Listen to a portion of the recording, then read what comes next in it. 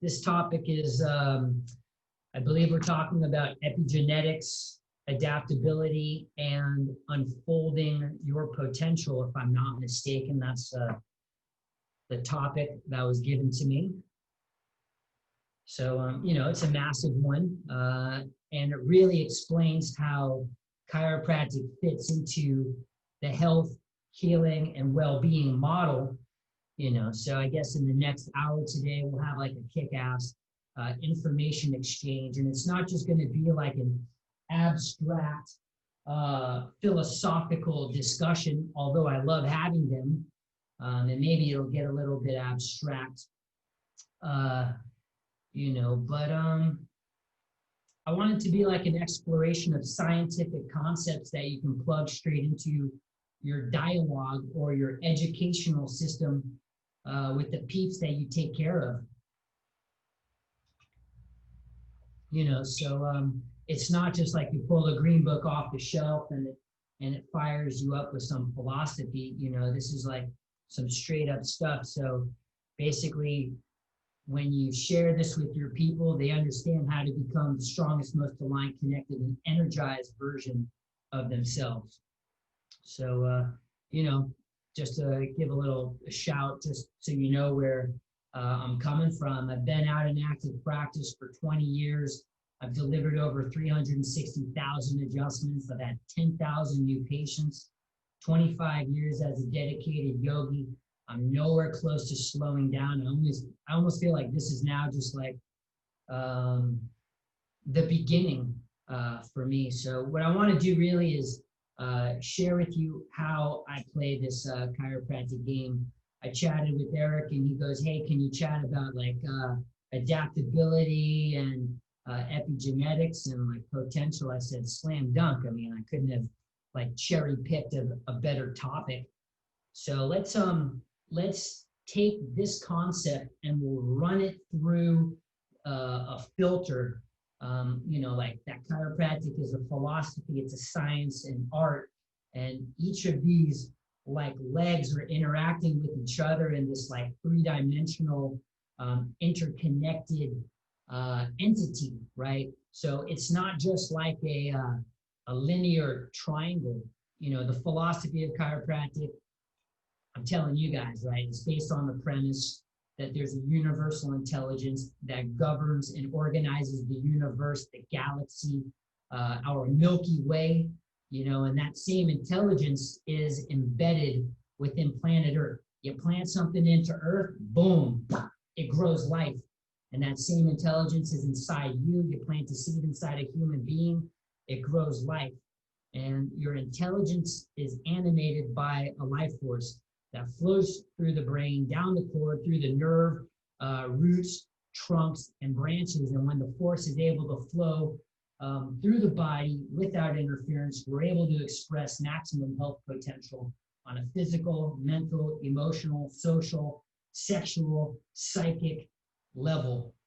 And now we've merged straight into the science. And the way I even look at it is that you're going to start seeing with the new information that's coming out there that the philosophy of chiropractic is almost just, it's like the philosophy is backed up by the science. So we almost don't even need the philosophy. Well, it's like philosophy science. You know what I mean? So like, as far as now we've merged straight into the science, it's the science of life. And then also the science of what happens when there's a disruption in the flow of life, like when a hard bone shifts out of place or out of space and causes stress, tension within the nervous system, resulting in a subluxation. And that interferes with your ability to connect to the environment and ultimately, to life, right? So we're not really separate from the environment. That's a lie. With everything that's going on with regards to like the pandemic, unless you guys, wherever you land on whatever's going on right now in the universe, where they basically said they disregarded the fact that, we're an ecosystem that interacts intelligently with our environment, through the nervous system.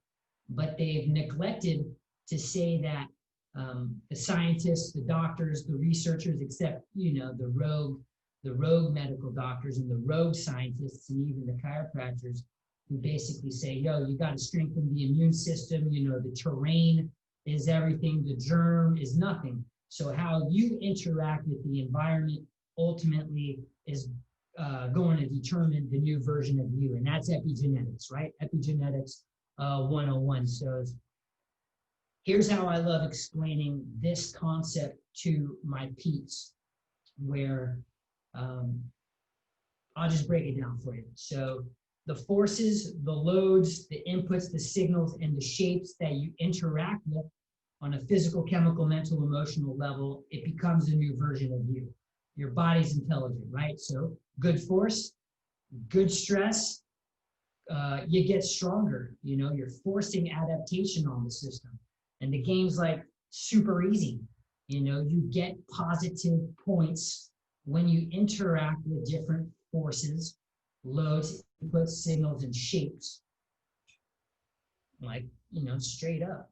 It's a scoreboard. So you just start racking up points every single day. Yoga, weightlifting, slacklining, hiking, dynamic walking, barefoot walking, visiting high vibrational places around the world, eating real food, greens. By the way, like how you interact with plants, roots, shoots, fungus, combinations of all of the aboves, that creates some type of interaction within the body. Essential oils, precise chiropractic adjustments, even rest. Rest is huge. Restorative postures are huge. Like rest is to movement as night is to day. So like, I don't know, man, I think like placing a new value on restorative postures is cool. That's where you place a body, boom, and you put them into some type of environment. So now they're interacting with some type of rest and recuperation force or stimulation.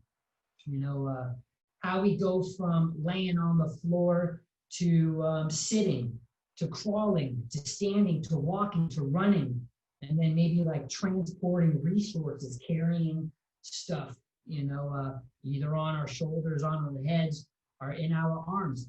That's how we're interacting with the environment. So the interaction between man and the environment is complex, but it's not really complex if you live and play in this vitalistic universe that we all live in, dealing with, as I like to think about it, forces, loads, inputs, signals, and shapes on a physical, chemical, mental, emotional level.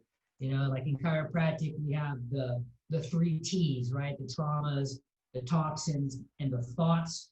And that's pretty much how we like to communicate subluxation, if you will, the physical stress, the emotional stress, and the chemical stress. Well, I came up with like a couple other ingredients, the force, loads, input, signals, and shapes. And I like my people in my practice to understand them because it enriches the conversation. So when somebody comes in, they're banged up, and then we have to have a conversation.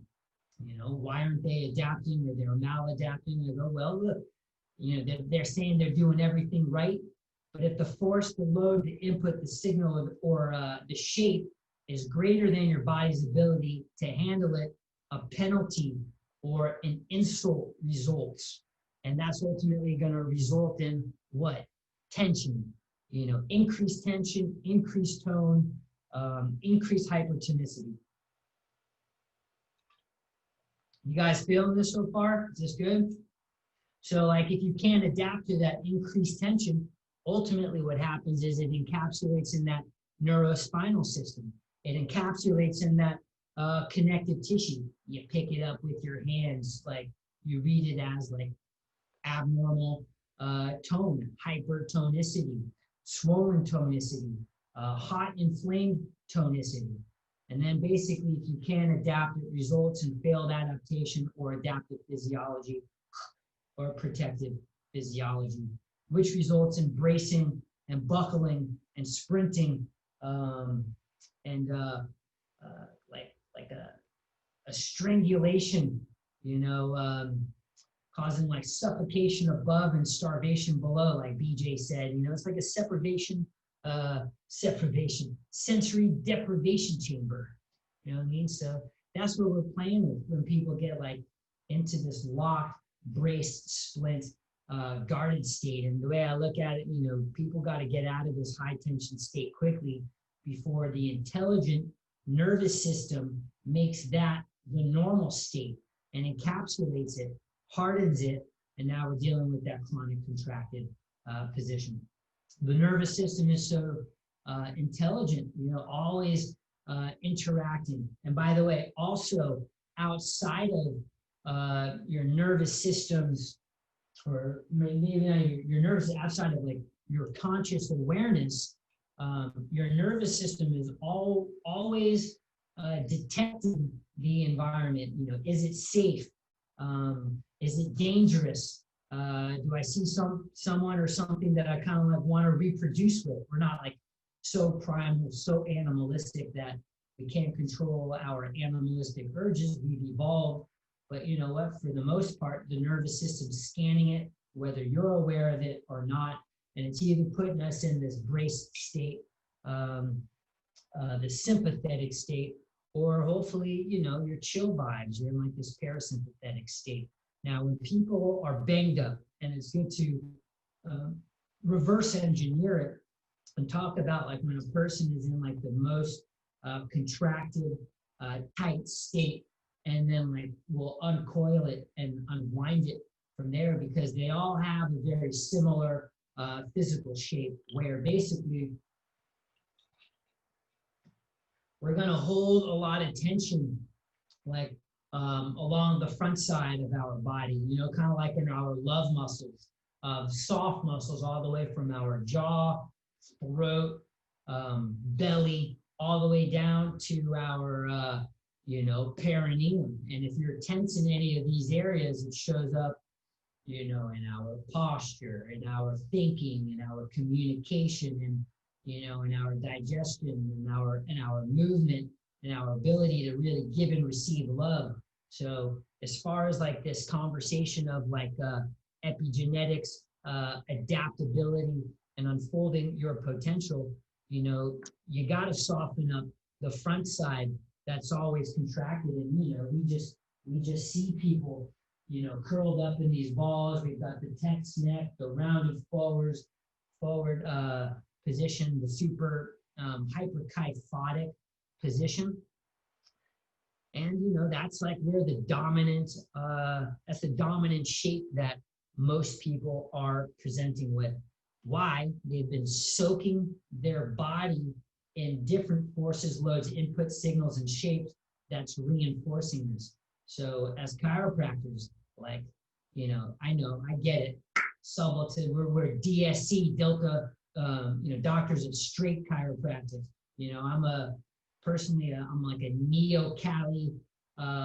neo-straight Cali vitalistic chiropractor. I came up with that term because first of all, I'm in California.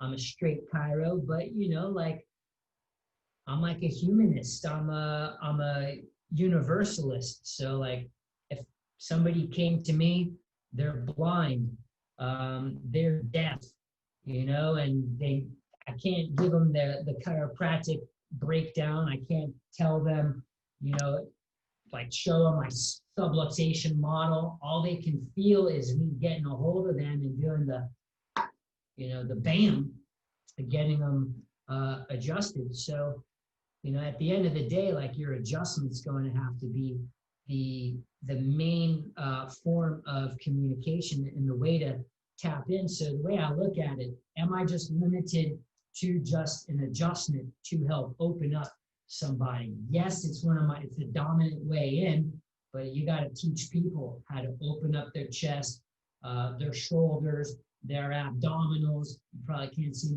open up their groins, their hips, their knees, their feet, like their entire body, because then their entire body is better able to adapt. They're not just a spine, they're not just a fingerprint, they're a human being. So why don't we try to create ease and flow within the system? Yeah, I get it. The nervous system And specifically the spine is the means to tap into the inside, and it's the fastest way and the most direct way to address the nervous system. But I like to go from I'm like a craniospinal pelvic extremity straight chiropractor. You know what I mean? So that's the way I flow. And for me, I was kind of like chatting with Brendan before, with the artists and like putting pressure on yourself. And one of the big things I feel like chiropractors put a lot of pressure on themselves. This is a slight detour, but I think it might be worth it. It might not be, but we'll see where it goes.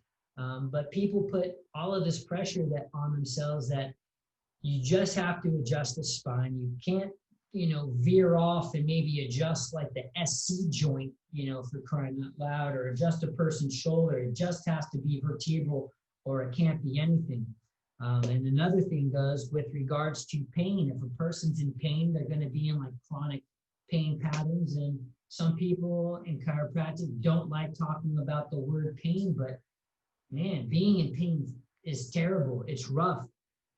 It leads to some dark places, and I think any profession that can help that animal move out of pain and suffering into more growth and openness into and full expression is a noble cause. So in chiropractic, we love chatting about a person had migraines and we got like a trigeminal neuralgia or double crush syndrome or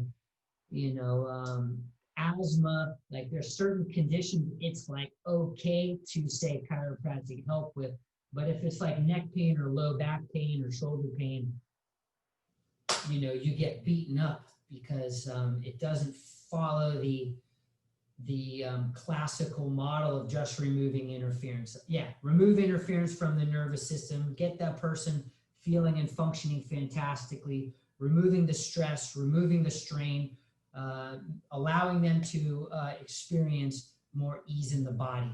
And that's kind of like the game that I like to play. But yeah, 95%, maybe not, whatever. I'm spinal oriented, I'm cranial oriented, I'm pelvic oriented, and then tertiary, I'm going to get into the extremities because we all know you clean up the central channel, it usually cleans up a lot of stuff downstream. Anyways, back to kind of like this postural distortion where we got to open up the anatomy of the body so that the body is better able to adapt, because like that tense fight or flight or frozen state's keeping mankind from becoming the strongest, most aligned, connected, energized version that they can express, and it's really just untapped potential. And the worst expression really is poor adaptation, is it's death, and it may not just be bam, you just didn't adapt too well to that virus or to that temperature or to that 300-pound load on your back that you're trying to pick up something from the floor, or maybe your body just didn't adapt super well to eating that crappy food, and just the fact that you didn't hydrate properly. But maybe you just don't die straight away. Some people are dying slowly. You lose 10 years, you lose 15 years, you lose 20 years, 30 years, and then bam. And like there's some people where they just check out like in their 70s. We should be kind of like cruising into our hundreds, for the most part, right? If we're eating well, we're moving well, and we're thinking well, and we've got maximum vibrancy in the body. My wife is 15 years younger than me, so I'm like, man, I got to play the game tight. I tell her she's going to be shoveling dirt on top of me. Rather, I'm going to be shoveling dirt on top of her, I should say. She's not going to be burying me. I'm going to outlast her. So, that's because we're playing this game of epigenetics, adaptability, and unfold your potential. You gotta shift the mindset to this like superior state of being. And what happens is most people they don't have this mindset of like how they're interacting with the environment. So they can't handle the load, they can't handle the force, they can't handle the input, they can't handle the signal. And then on top of that, they don't have the prerequisites to handle it, which results in too many insults and too many injuries. And then in some cases, you know, there's been so much destruction to the matter of the body that there's limitations with matter, right? So you bust up the body too much, you bust up that articular cartilage, you damage your connective tissue, you get some contraction in the beginning that leads to contractures, that leads to fibrotic adhesions, and then those adhesions start, you know, trying to ossify, and then that connective tissue turns into bone, and then good luck, right? So that's what we're dealing with, my friends. That's what we're dealing with. So if we want to get into solutions to unlock mankind's adaptive potential, one question would be right now is like, what's in your box? What's in like your toolbox, you know, on your belt? Like, do you have protocols to address this? And when they get into this contracted and oftentimes frozen state, to bring the person back to balance, just bring them back to balance, and then onto like this superior state of being. And I think, like, you know, sometimes people come in to your space and to your center, and like the dialogue is talking about the power that made the body heals the body. And yeah, I get it, you know what I mean? But like, yo, if you're having some people haven't been like, have their backs blown out where you couldn't get up off the floor, where every little micro twitch that you did sent like lightning bolts through your body, you know. And of course it's not going to be one adjustment that gets the person off the floor, but you know, we want to have like this gradual step-by-step dialogue and conversation to bring the person back. So first of all, can we just, some people are coming, not everybody's coming into your practice. I'm here for the super health optimization, peak performance wellness plan.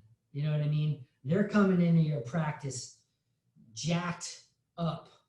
You know what I mean? And maybe you're like the 9th person on the list where they've tried like the entire medical laundry list, the drugs, and they're one step away from surgery. And you're their, you know, their Obi-Wan Kenobi. You know, you're their only hope.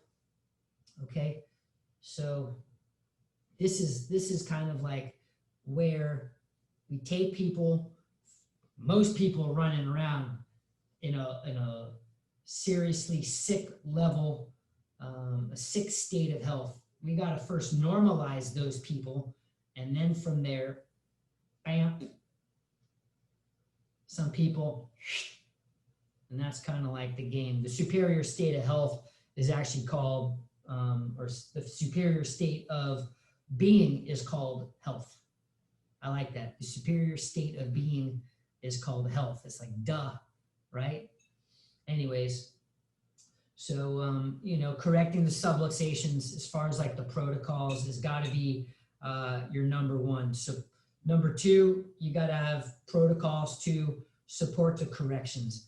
I don't know. I feel like there's too many like toxic forces, loads, inputs, signals, and shapes that people are in bed with that really, I mean, you might be like better than BJ Palmer, bam, toggling that atlas, but they're on, as soon as you adjust them, they're on their phone, you know, like this, and then they're back to their desk for like 45 hours a day on their computer, you know, and they're not wearing, you know, their blue light blocking glasses. And then, you know, so this is kind of like, this is what we're working with. So what are the protocols that you have in place to help support the correction of your adjustment? You serving as like a facilitator with teaching them about the forces, the loads, the inputs, the signals, and shapes that they are personally interacting with on a physical, chemical, mental, emotional level.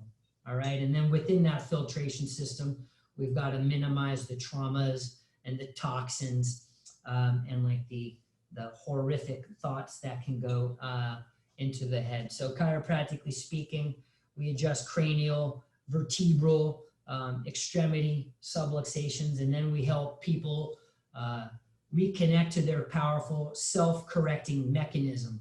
And this is really important, my friends. Like, you actually have to let people know that there's a self-correcting mechanism within their body. If they don't even know that there's a self-correcting mechanism within their body, and they don't have the ability to call upon it, then they're missing out.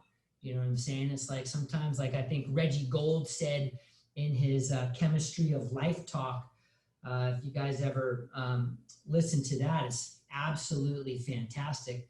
And I want to say, like, he was talking about how, you know, if you get this super turbocharged, I'm going to probably embellish the story a little bit, but you get this blender, but all you think it makes is like smoothies, you know, you're limited. But if you knew that you could make soups and butter and ice cream and all of these gasoline and all of these other different food items were available to you, but you didn't know, you'd be kind of like missing out on your investment. So, man, we have this powerful self-correcting mechanism within our body.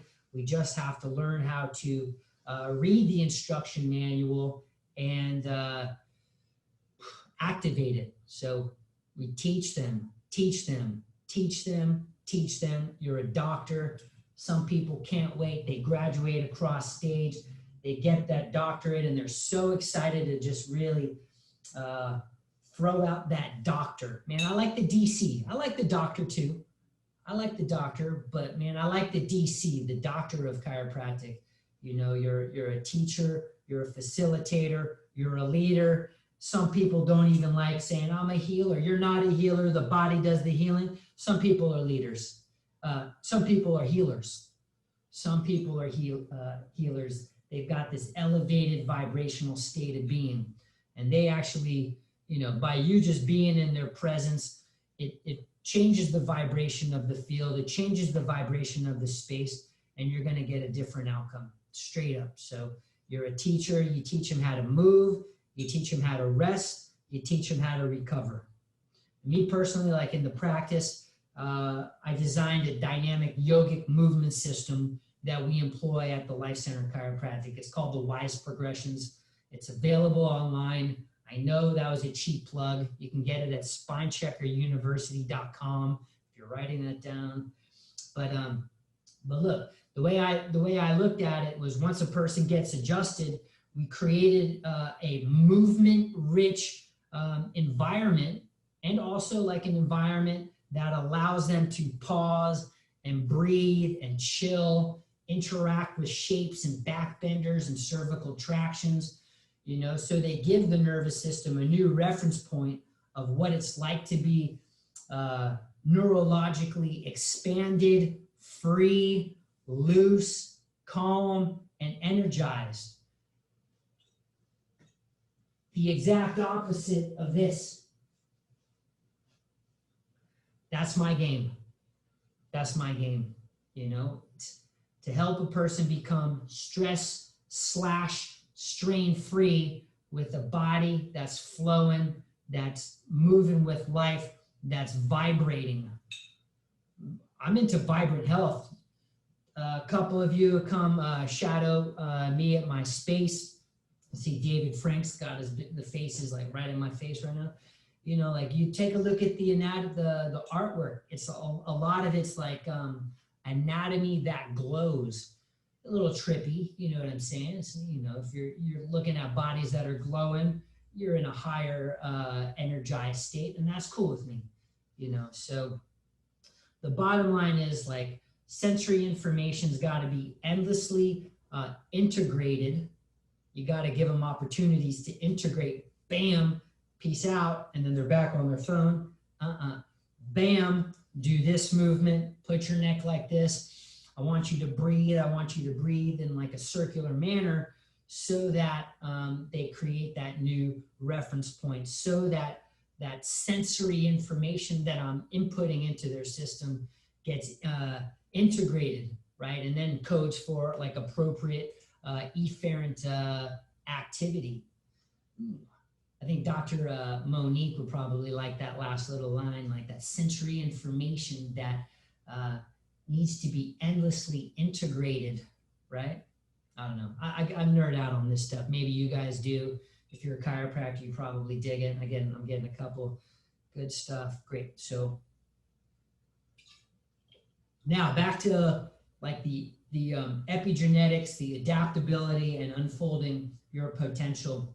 And I kind of want to make this also about you. Now, right now, I'm assuming most of the peeps on the video chat in this information exchange, mostly are students. And right now, the amount of kind of like customized reading, unless you're listening to like a podcast or an audiobook, for the most part, you know, you're buried in school. So in time, you know, you'll be able to create a new curriculum for yourself that supports your unfolding of your potential. So for me, I created a curriculum to increase my adaptability and potential for my health, for my well-being, for my young wife, and for my, you know, I got a 9-month-old son, and my wife wants like 4 or 5 kids. Man, please send me all the positive vibes. So, you know, now I got to focus on trying to adapt for those type of situations, in addition to adapting to running a high volume practice in Los Angeles, which is tricky. I'll tell you what, Los Angeles is a little tricky right now, especially with what's going on out there. But anyways, you got like high vibrational cities, urban cities like Los Angeles, maybe even like Sacramento, like New York City, in the Bay Area too. You know, when it starts getting super high vibrational, that energy can take you, but then it can be a serious crash and burn. That's why you sometimes have to emphasize the recovery. So for me, like my curriculum spans diverse topics, again, professionally and personally, but anatomy, I want to know thyself. You got to know yourself. You got to know the insides and the outs, your strengths, your weaknesses. So I studied straight up traditional, like dissectional anatomy, sacred anatomy. I like getting a little bit occult, you know, controversial anatomy, geometric anatomy, biomechanical anatomy. We got a bunch of books up there, you know, whether it's the CBP, I don't think you can see it, but I know you guys see some of my green books, but next level up there, you got the green philosophical books, and then you've got the biomechanical Bible. So you got to understand, you know, how it all comes together. Then we go next level with a little bit of like biotensegrity. How about theories and styles and approaches to movements?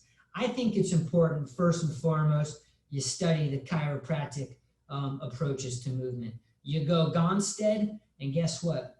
Then you might want to slide over to Logan. Logan Books at Home. Okay. You know, you want to study scoliosis, you study some pelvis, you go neurobiodynamics of subluxation, but you get dipped in like the chiropractic approaches to the biomechanics. But then you could step outside chiropractic, and this is kind of cool, where now you're outside chiropractic and you're exploring different styles and approaches to movement. I've been doing yoga. I'm 47 right now. I started yoga when I was 22 years old. So now I've got the yogic model, bam, stacked right on top of the chiropractic model. I explored powerlifting and Olympic weightlifting. Man, now you're starting to talk about what happens when you put movement coupled with throwing heavy loads around, for time, and that's a whole other animal. So you got to understand how can I interact with heavy loads. That's kind of important too. So I think the chiropractor today is blessed and fortunate, because I'm not saying back when I was involved in the movement universe, dude, there were not many people doing yoga. I'll just say that, like, people thought I was a little bit freaky for doing yoga. And now it's like there's a yoga studio on every single corner, and you can do it at Whole Foods if you want, or Lululemon. CrossFit wasn't even in the conversation. Functional fitness. What was that? It was just like old school. Put your belt on and like let's lift some weights. So we're in like this opportunity now where the game is elevated with regards to movement. So exploring other disciplines, other approaches to movements, huge. What else for like epigenetics and adaptability? If you ever came over to my backyard, you'll know that I love balance training, slacklining, Indo-board training, walking on beams. So something that's going to like stress your entire system. I think that's huge. I think that's this balance training is really important for your adjusting, because it again enables you to develop like a full body awareness of yourself. Studying different martial arts. Yeah, again, I know you don't have a whole lot of time right now, but again, when your practice is in like cruise control, and I like putting the practice in cruise control.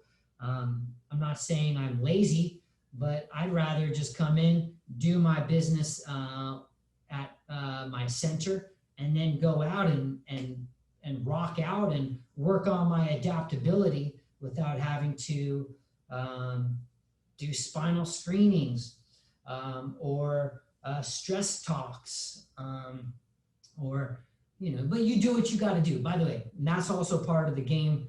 You better be stressing your business so that your business grows. Otherwise, it's just stagnating.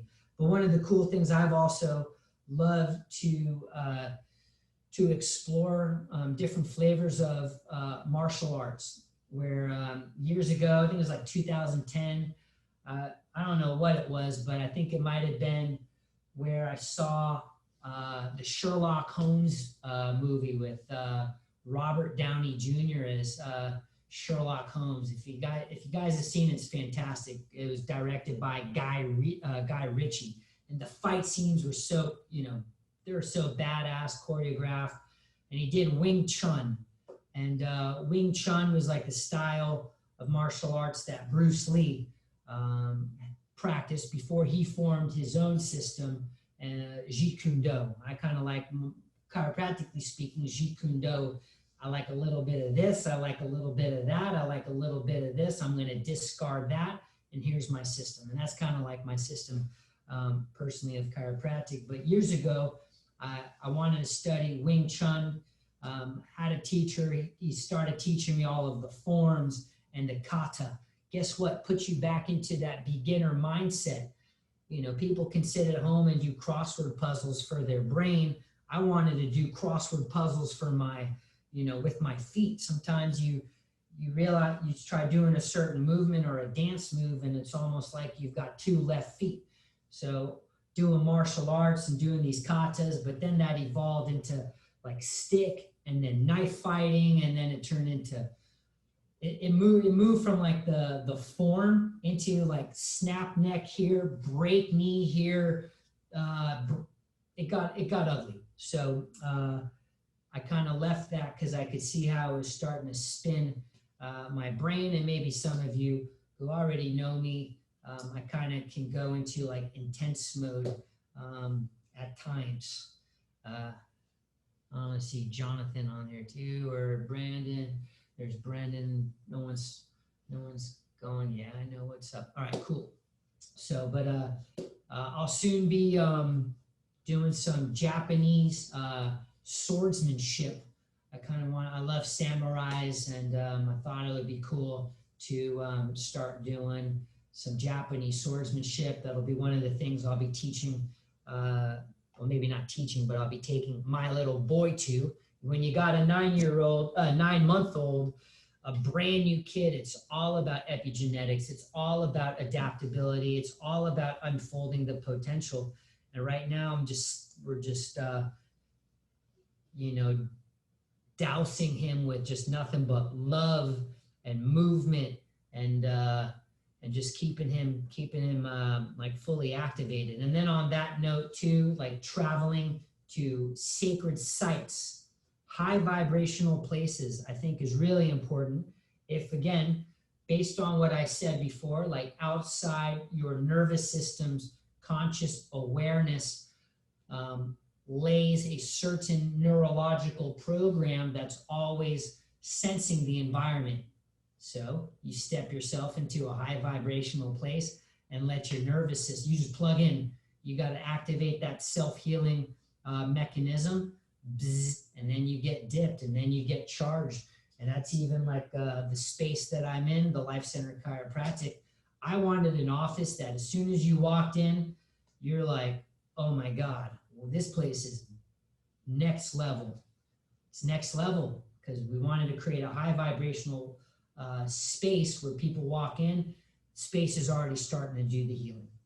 So again, with regards to like epigenetics, adaptability, I think Eastern philosophy is where it's at, and even kind of like some of the most poetic writers or poets of our time, maybe even going back into the late 1800s, early 1900s, like Ralph Waldo Emerson, Henry David Thoreau, Walt Whitman. Those guys are, you're like, damn, that's some good stuff.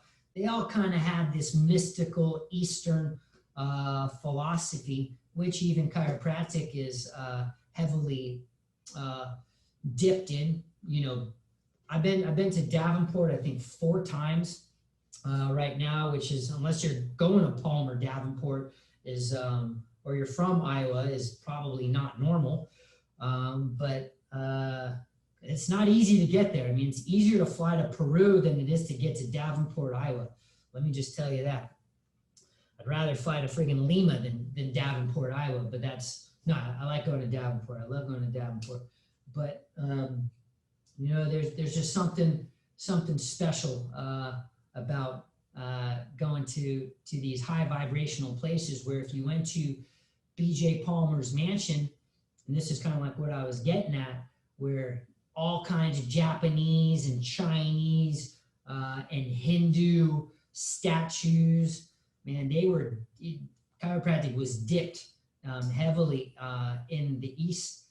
But I also feel that, you're trying to keep chiropractic as a separate and distinct entity. It wasn't yoga, you know what I mean? It wasn't traditional Chinese medicine, which, man, if you look at that, the Yellow Emperor's Book of Medicine, it's like, what, 5,000 years old, 3,000, it's an old book of medicine.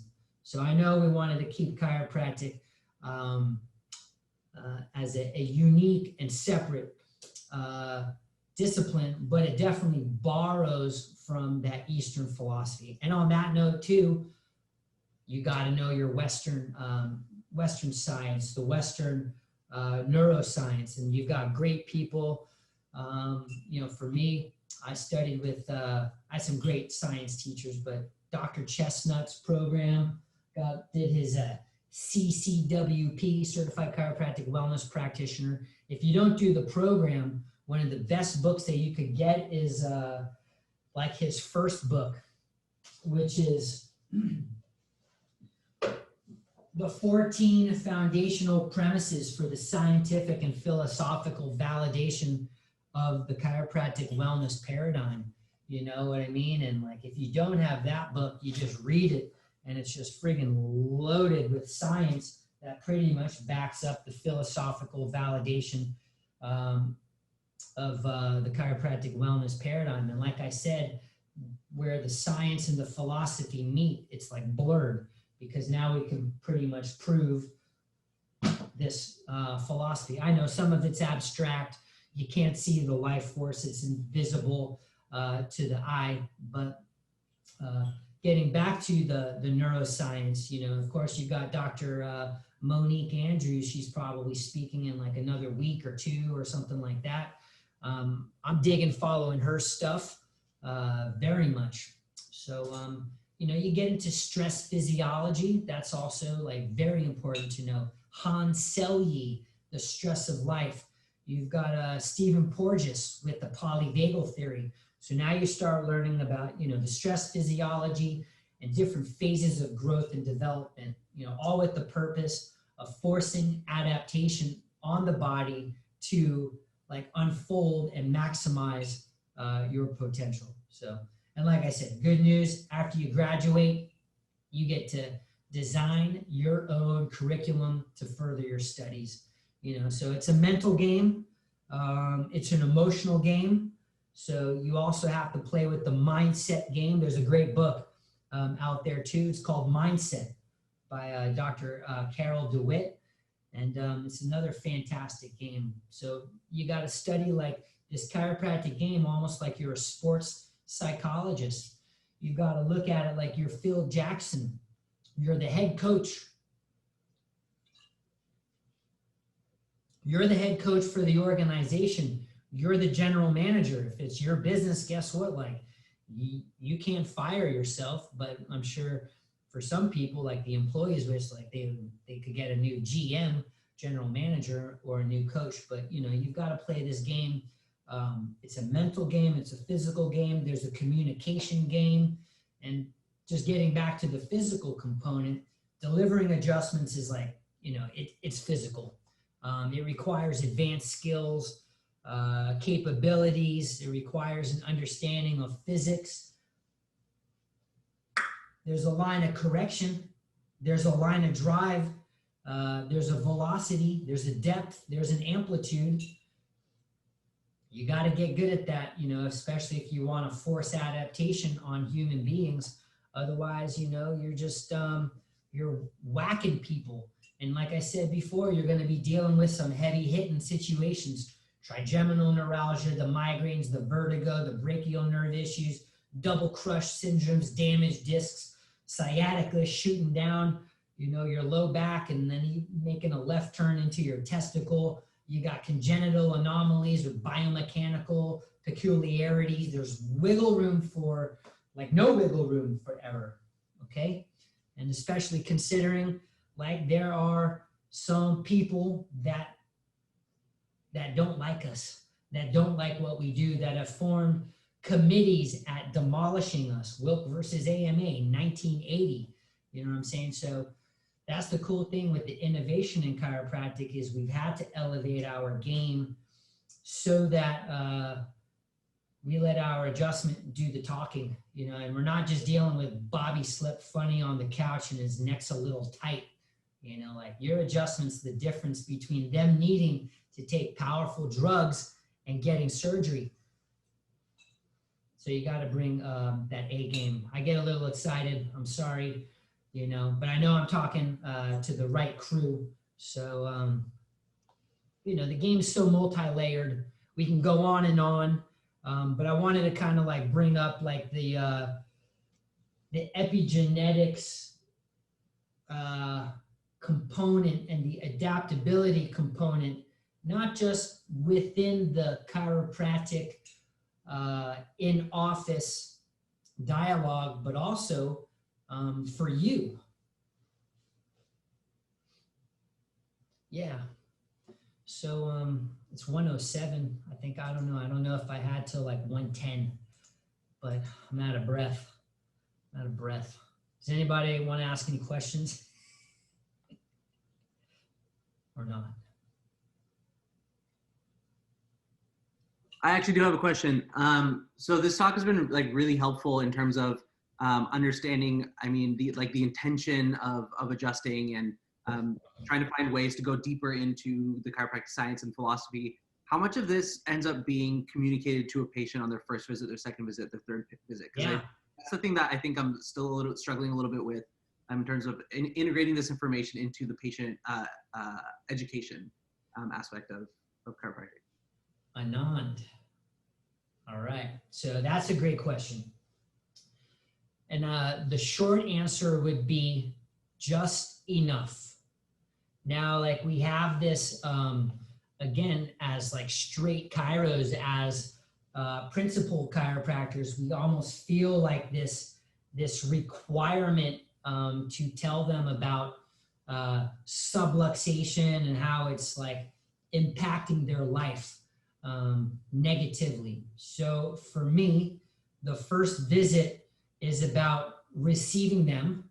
So from a vibrational standpoint, and I'll just cut to the chase, it's how may I serve you? What's up? What brings you here? And they go, ba ba ba ba ba ba ba ba ba ba. Okay, cool. And then I basically explain to them what the philosophy is of our office, what I'm going to be looking for in today's assessment, what we're going to be doing today, and then that's pretty much how the first visit goes down. On the second visit, so I'm completely congruent with them. You could also even say, what I'm looking for may or may not even be what you're looking for. So the dance is going to be between, if your ultimate goal is vertebral subluxation, analysis, and then correction. Well, on the first visit, I would say, hey, Anand, all right, great. I've done like my full consultation. I've got like a silky way of communicating with them. And then it's like my turn. I'd say, oh, Anand, here's pretty much what we're going to be looking for today. And I'm going to make it nice and skinny. In our office, we look for a situation that occurs in the spine where a bone, so some people are going to hate this, but again, like I've got all this time to make the conversation more robust. I'm going to be looking for a situation where you got a bone out of place, a bone out of space, putting pressure on this little yellow nerve where you got, if it's the low back, I open it up, put the spine into flexion because then I don't have the facet joint to block me, and I go bam. You got a situation where you got this hard red bone irritating this little yellow nerve, shutting off the flow of information between the brain and the body. So I'm not saying I disregarded everything that they just told me, but now I'm starting to say, this is what I'm looking for. And when this happens, it causes this, localized, segmentally, but then this localized segment can affect the region, but then it could also affect, globally speaking, it can affect the whole from a neurological. And then now we can even have like a very brief conversation. This is where I go into the sympathetic nervous system.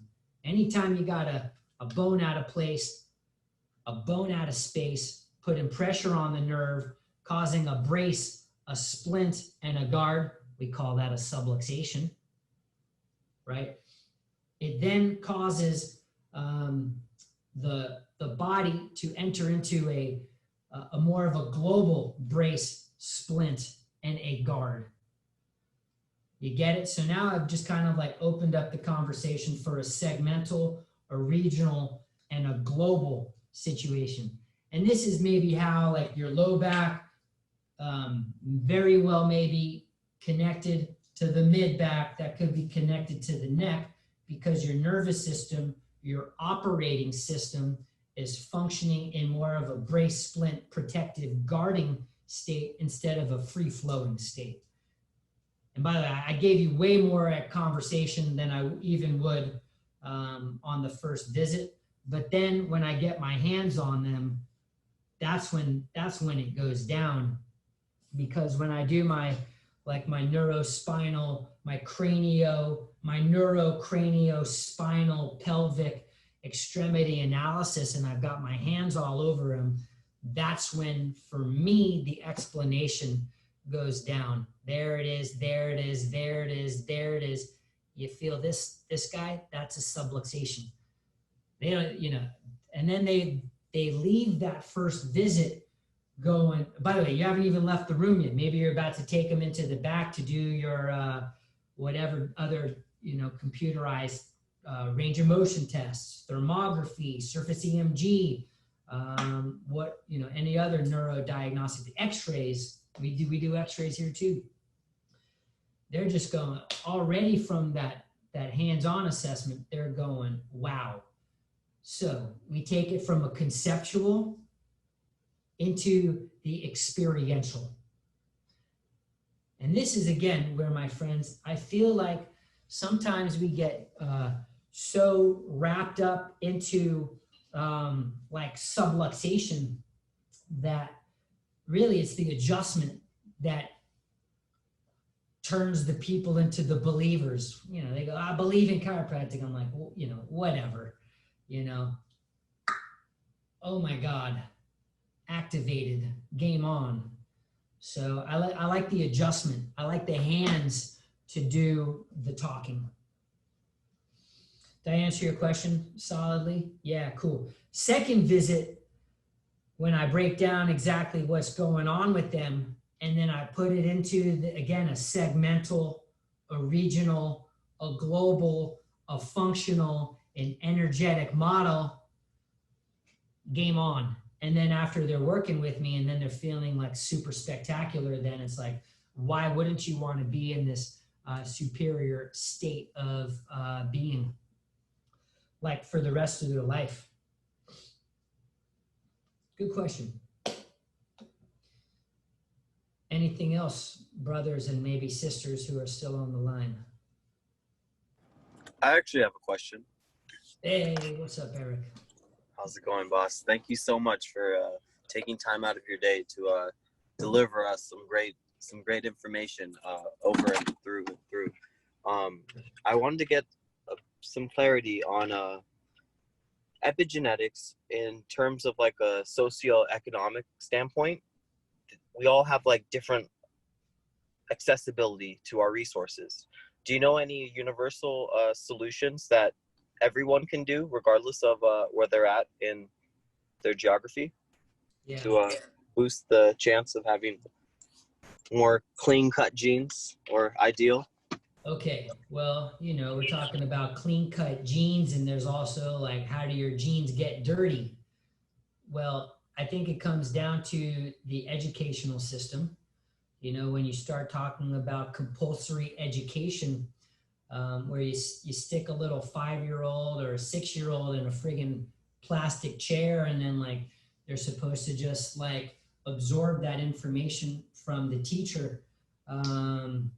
Some kids just aren't going to learn well. So I think it starts with our educational system from the get-go. Right now we're experiencing an opportunity where, with the way that the whole homes, with the virtual schools, you guys are experiencing it right now too, but the learning environment is rubbish in general. So it needs a full overhaul. And then if we look at the fact that we're animals, and we basically are animals that need to be interacting with an environment, and then there are certain requirements for an animal to interact with the environment. Well, from a socio-economical level, look, it pretty much starts with doesn't matter what their level is.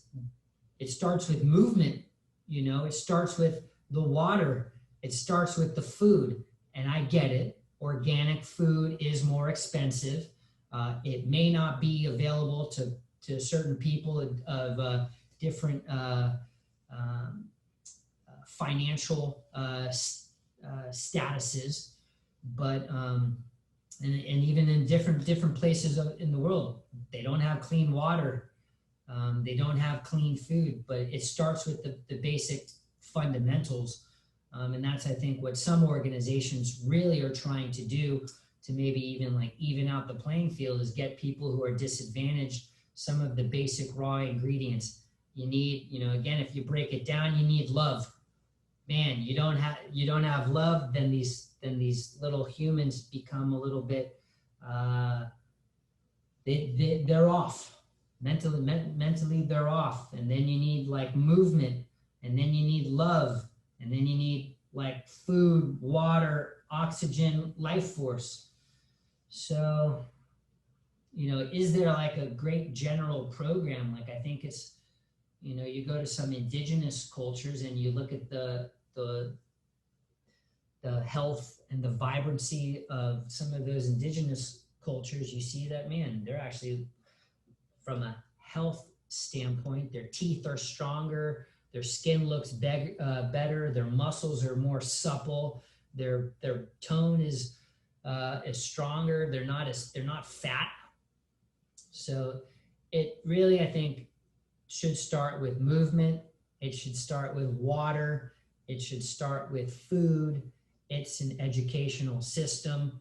And, like, I can guarantee, like, man, my kids, we're already designing his curriculum right now. I can't wait to give him that samurai sword. A little dangerous as a 9-month-old, but maybe start with like a wooden pole, but so I don't lose like an arm all of a sudden. Just cut.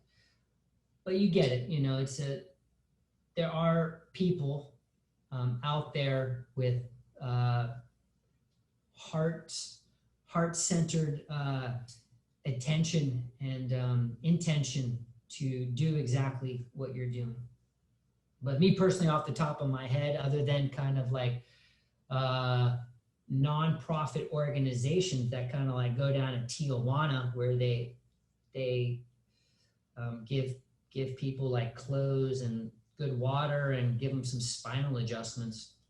You're kind of like a missionary as a chiropractor. Maybe not a missionary, it has like a bad connotation. You're more of like an ambassador of light. You're an ambassador of light. So it pretty much starts with you. Got it. Yeah. Thank you so much. I appreciate all that you've contributed to this talk, and thank you for just spreading the message of just information that's going to get so many chiropractors amped to just carry out the message of living and leading a healthier life. And I appreciate the information you've bestowed upon all of us today. And Hey, it's my pleasure. My pleasure, my honor. And like I said, I know Delta Sigma Chi, founded at Life West, 1991. I went to chiropractic school in 1997. So I missed out on, it wasn't at Palmer West, unfortunately. We didn't know about it. Otherwise, like I said, man, I love what you guys are doing. 90% of my green books are from dscbooks.com. So you said, hey, you want to chat about? I said, yeah, we'll make up something fantastic. So I hope you dug it. I had fun. I was self-amused. I appreciate it more than you know. Thank you, and have a blessed day. Thanks, brother, man. Take care. You too. Anyone else? Anand's back on my screen. Yeah. All right. So, thumbs up if you dug it. Big thumbs up. Hang on a second. All right.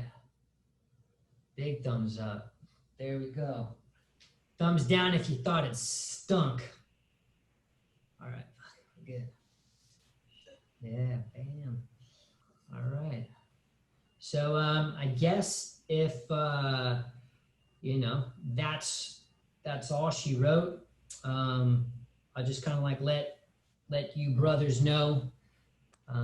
If you ever need anything from me, you can reach out to me through Spine Checker on Instagram, Facebook,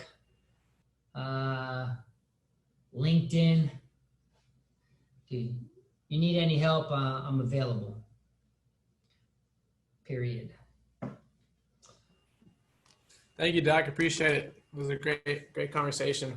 Thanks, Brendan. Especially just about cultivating spaces that allow the healing integration to continue, post adjustment. That was definitely Awesome. good Awesome. thoughts are spiraling for sure. Hey, man. So thank you. Anything you may need from us as well. The love is reciprocated for sure. Yeah, I appreciate that. Other than filling out my green book collection, we're good. We're good. Who's Hunter? I see. Oh, Hunter what up, P. Doc? I'll be seeing you in probably under a month now. I'm coming to visit you. Yeah. I'm gonna have some fun out in LA. Going with David. Super stoked. Just want to say thank you. Yep. Big time. Thanks for making the trip down. For those of you who don't know, I teach an adjusting seminar. It's the new adjusting seminar that's out there. It's called The Yoga of Chiropractic. I think it's sensational. I think it's covering some pieces in the chiropractic adjusting universe that hasn't been addressed yet. Otherwise, why bother? So I think it's super exciting. September 11th, 12th, 13th is in Los Angeles. We just set the dates for January. It might be like 23, 24, 25, or It's at 28, 29. okay, what he said. So if you guys want a road trip, come down to Los Angeles. The seminar is going to be here in the Life Center because I can manage the environment, without any weasels ratting me out. So, but then we'll hopefully the pandemic will be over when we come back up to Berkeley in January. So if you want to rock and roll in Los Angeles, it'll be a special one, but hope we train at some point down the road. And whether we're training together is probably a given that you guys are training with somebody, whether it's MLS or KTC or the Tao of Chiropractic. Maybe you snuck in with NICAO. I think it's a female women's only group, but maybe, you infiltrated it somehow, but hopefully you're all just training because this is, like I said before, it's the renaissance of the chiropractic training movement. So if you're not kicking it with one of those groups, then where are you? So cool. Any last comments, questions? Otherwise, we're golden. Yeah. That was fun. I had a blast. Hope it made sense. This was amazing. This was really, really informative and inspiring. Gets me right back on track with where we're all headed. So, bravo. Glad I could help. Thank you. Pleasure. All right. Looks like it's just put my blue light blocking glasses on. Gentlemen. So, all right, gentlemen. I think we rocked it, eh? Rocked it. And I think we need you to give a talk on how to create your own coursework once you graduate. I feel like you've experienced a lot and are a curious person. I think you got a lot of insight for recent grads. Yeah. Basically, here's how you do it. You go, oh, this interests me.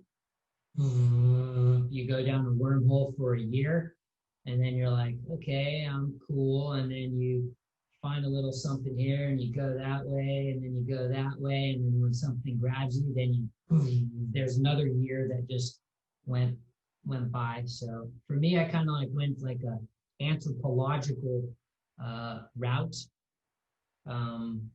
like an evolutionary route, because I wanted to study, life and kind of like what Eric was saying, like this. Where do we start like this socio-economical conversation. But if we're Homo sapien, then it makes sense to go back and study the origin of Homo sapien. So that was like a big wormhole that I went down. And then you get into bones and skeletons and the development of the skull. You're going to learn you're going to get a lot of this on the Friday night of the seminar, because I want to bring the spine to life. So it's not just T7PL. It's like, nah, T7's got an origin story. So yeah, you just kind of like pick stuff that resonates with you. I think there should be a movement component. There should be a mindset component. There should be a nutritional component. Yeah. That answers it. All right, my bros.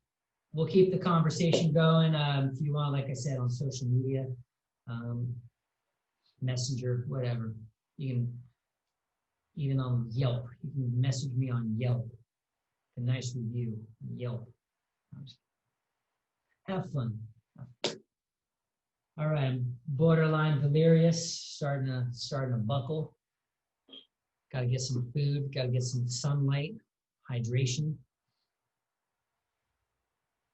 All right, we're good? See you, Dr. Brook. All right, you're welcome. Peace and love, gentlemen. Peace and love.